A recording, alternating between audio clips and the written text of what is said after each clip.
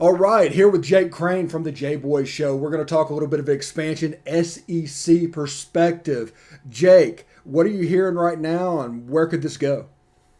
Well, obviously it's been Texas and Oklahoma. That's going to happen. And talking to Brent Swinnerman, the guy who broke it from the Houston Chronicle today on the episode we released, I don't think they're going to wait 2 or 3 years. Number one, because whatever conference they're in until they get here, whether that be the Big 12, Happy 10, Illustrious 8, or some merger between the Pac 12, they don't want a lame duck team in their conference. The exact same thing happened with Texas A&M. Remember, A&M was supposed to be in the Big 12 for at least another year. The Big 12 was like, no, we need to go ahead and get y'all out of here. So I expect the same thing to happen here. I think just from an SEC perspective, if you're Greg Sankey, why the hell not? Why would you not just build two more rungs to the transformer? It makes it very interesting to see what they're going to do from a divisional or pod or, just let everybody play standpoint. And again, it could get bigger. It could get bigger. And at this point, who knows? Yeah, what matchups are you genuinely looking forward to that's going to come from this?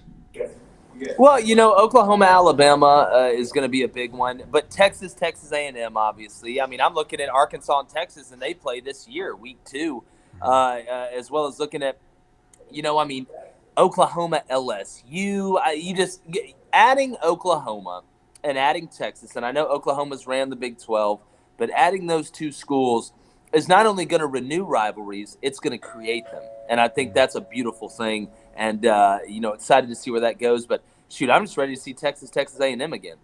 Yeah, that's going to be fun. I am so happy for Arkansas getting Texas back. That game means so much to those people. I'm looking forward to the unintentional rivalries that's going to develop. It might be a Texas Mississippi State Yep. or something like that that's just going to develop, kind of like Ole Miss and Arkansas did, and it's going to be a decent amount of fun. We're going to move on just a little bit. Now, I was sitting here thinking, everybody talks about expansion for money, expansion for money. Mm-hmm. After Texas and Oklahoma comes in and the SEC gets to 16, there's kind of a law of diminishing returns after that, right? Well, yeah. I mean, again, look, beauty is in the eye of the beholder. What I think is the most interesting story, and I don't mean to get around it, is seeing the boomerang effect that's happening throughout the rest of the conferences. I mean, you've already seen the Pac-12 and Big 12 have gotten together. That's going to happen. That merger is going to happen. What does the ACC and the Big 10 do? And better yet, Steve, what does Notre Dame do? Because if I am in the SEC right now, and I'm in a conference that is a merger of the Big 12 and Pac-12, and a conference that is a merger of the ACC and the Big 10, I'm not scheduling Notre Dame. We're not playing you. They're already going to have to add an extra conference schedule at least to the season, bringing the SEC to at least 9. Why would you go out and schedule Notre Dame? And on top of that, what does Notre Dame's strength of schedule look like now? So I just think the boomerang effect has been unbelievably interesting. If the Big 12 does merge with the Pac 12, what happens to West Virginia? I mean, they're basically an ACC country. So there's so many interesting caveats that can go left or right at this thing. But look, anything's the law of diminished return once you got it. I mean, presents start going bad the minute you unwrap them, especially when Dylan got Hulk hands and Brennan got the wallet. But no, looking at it, it's so interesting, man. And I just can't wait to see where we end up. Yeah, I'm really, really looking forward to where it's going to go. It's going to be nice if the SEC fans can just sit back and enjoy it because Yeah. the first domino going down is the one that's going to set all this off. Now, what are you hearing about the Big 12 and the Pac-10 or Pac-12? Well, I'm hearing they're gonna merge. Not only did I hear that, I had somebody who's at the pretty high levels of an athletic department. I know that sounds so bad saying that without Yeah. being able to say their name, but I'm not going to say their name.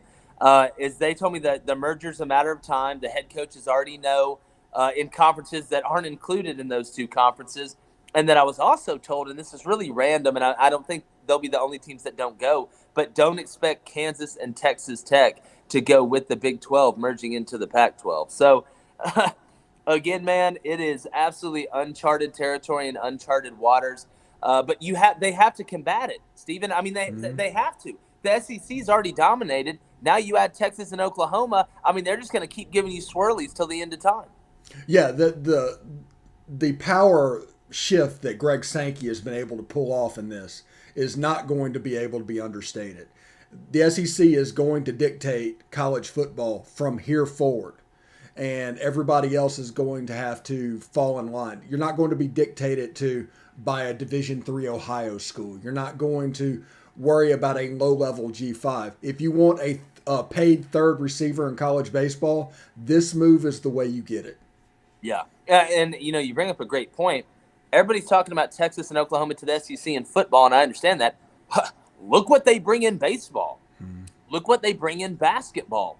Look what Oklahoma brings in softball and gymnastics. I mean, those are two of the elite programs in two sports that the SEC already just takes a bite out of everybody. So, again, the rich get richer. And, it may not stop here because what I think may happen, Stephen, and listen, ego gets involved in everything. It gets involved in everything. It's a natural human condition. What's going to stop the Big 12 and Pac-12 from saying, you know what? Well, the SEC's got 16 teams. Let's go to 20 teams. That's why I think you heard that report about Clemson, Ohio State, Michigan, and Florida State being contacted by the SEC, because I'm not a mathematician. This isn't Bletchley Park. I'm not Benedict Cumberbatch, but I do know that 16 plus 4 is 20, and they want to make it equal. So looking at that, man, is it healthy for long-term college football? Who the hell really knows? Like, I think everybody's like, no, it's horrible for football. I think the transfer portal, being able to transfer interconference without sitting out a year, is way more devastating than any of this stuff. Yeah, all the changes that are going on, it feels like, looking in hindsight of what's going on, it was the ground being paved for a move like this to happen. The NIL, the one-time transfer fee, it is designed to make the SEC the preeminent conference in college football. It already was, but now you're not even going to be able to see second place. Oh, yeah. Well, I mean, look, I always say on the show, if you're not evolving, you're dissolving. And just like any big government, I guess, their biggest worry is about keeping power. Well, how do you keep power? You keep making moves. And you keep making moves while you're in power so you can dictate the terms of those moves. And look, in college football, the SEC is the dictator. That they really are. I mean, Greg Sankey kept this under wraps for 6 months. Yeah, that's amazing. And they told nobody. Yeah, it's absolutely amazing that they could last that long and it just not get out. Because Texas, especially Texas, they're notorious loudmouths when it comes to stuff like this. There's rumors that a couple of years ago, the boosters and their need to be loudmouths and need to talk is what cost them Nick Saban. That wouldn't surprise me at all. That wouldn't surprise me at all. Yeah, so the fact that they were able to keep quiet for 6 months while all this was going on, it is an absolutely monumental thing. Yeah, and look, what did Lil Wayne say? Real G's move in silence like lasagna. When I look at it, because again, people have to understand, and I understand A&M fans being upset. I get it. I understand the administration being upset. But that gentleman's agreement was between Mike Slive and another party, not Greg Sankey and another party. So it's hard to get mad at Greg Sankey. And I think over time, my challenge is to A&M fans, and a lot of them are already coming around to it, stay and fight. Y'all got a much better roster and better personnel than Texas does. You really want to bury them? Bring them out in the backyard and beat their ass to death in front of everybody. And that's how you bury them. Yeah, and also props to Texas A&M because this is the first real decision because they came from a background into the SEC where it was me. The SEC has always been we over me. And Texas A&M, during this thing, when it went against them, they just had to be led down that road to see the benefit for everybody. But they culturally proved with this decision that they belong in the SEC. Yeah, without a doubt. And look, Missouri came in swinging too. Now, neither one of them have won the conference. And when I look at it, at the end of the day, they've added value to the conference. I mean, Missouri came because the St. Louis and Kansas City market. That's why they were taken in the SEC. A&M, we know the money, the resources, getting that brand name in Texas in that state. Now you add the state school. Look, I'm with you. At the end of the day, they proved that, like you said, you could come in this conference and not get slapped around if you got your ducks in a row. And they've got them, and I'm sure Texas will, and I know Oklahoma will. And you're doing nothing but making the conference deeper. Okay, after Texas, Oklahoma, what's your prediction next? What do you think's going to happen? Oh, man. I'd be shocked if we saw any more movement before the season. I think they're going to wait to see what the Big 12 and the Pac-12 officially do. Once that merger happens, I think they're going to look at the amount of teams and make a decision off that. But at the end of the day, me trying to guess, it's like trying to guess what the NCAA enforcement committee is going to do. There's really not a good answer. But no, it's only going to get crazier. And again, this fodder is not going to stop throughout the season. I mean, you got Texas and Arkansas week 2. What a preview, and how much more money did that game just make? Oh my goodness, terrific. But Jake, man, thank you very much for stopping by today. The J Boy Show. If you're not watching the J Boy Show in the morning, first thing in the morning, you're doing it wrong. So appreciate it, Jake.